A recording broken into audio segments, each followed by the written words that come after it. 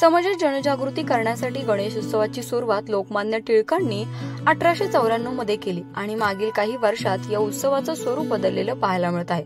अनेक मंडळ हे वेगवेगळे उपक्रम राबवत सामाजिक भान जपत असतात। पुण्यातील सहकार नगर मधील एकता मित्र मंडळाने पुढे येत मागील 4 वर्षापासून एक अनोखा उपक्रम राबवत आहे। एक वही एक पेन ही संकल्पना नेमकी काय आहे याविषयीची माहिती आपण या व्हिडिओच्या माध्यमातून जाणून घेऊया।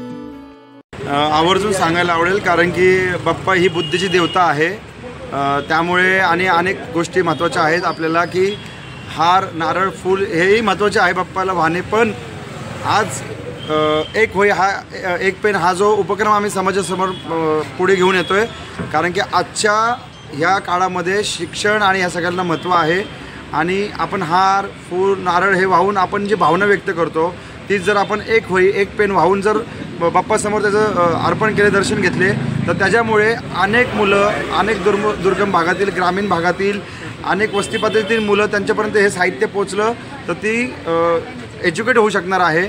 आणि मंडळाचं ह्याच्यामागे एकच उद्देश आणि ध्येय आहे की शैक्षणिक गोष्टींवरती जास्तीत जास्त अवेअरनेस व्हावा आणि बाप्पा ही बुद्धीची देवता असल्यामुळे आपण एक वही एक पेन वाहून हार नारळ फूल व्हायलागतच बाप्पाचं ते एक संकल्पना महत्त्वाची म्हणजे आम्ही गेल्या काही वर्षांपासून जय गणेश व्यासपीठावरती काम करतोय।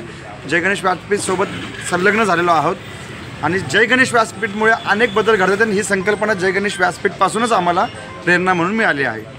पहिली जी काही आमच्याकडे एक वही एक पेनमधनं जे काही साधन सामग्री मिळते आम्हाला ती आम्ही जपून ठेवून पुढच्या वर्षी आता गणेशोत्सवानंतर जी शाळा सुरू होणार आहे त्याच्या 1 महिना अगोदर 2 महिने अगोदर आमच्या मुलांपर्यंत ती पहिली पोहोचवतो योग्यरित्या आणि त्यातनं जे काय राहतं ते आम्ही जय गणेश व्यासपीठापर्यंत पोहोचून त्यांच्या माध्यमातून दुर्गम आणि ग्रामीण भागापर्यंत पोहोचवतो। तशी ह्या गोष्टीला खूप कमी प्रतिसाद होता।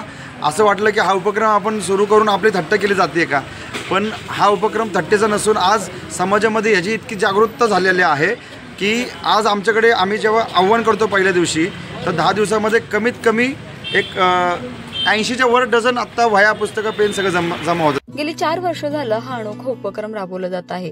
एक वही एक पेन येणाऱ्या भाविकांकडून फुल हार न स्वीकारता त्यांच्याकडून विद्यार्थ्यांसाठी एक वही एक पेन नैवेद्य म्हणून अर्पण करायचे असे आवाहन केले जाते। यामध्ये जवळपास 1000च्या संख्येने वही पेन हे जमा होत असतात। प्राची केदारी, लोकल 18 पुणे।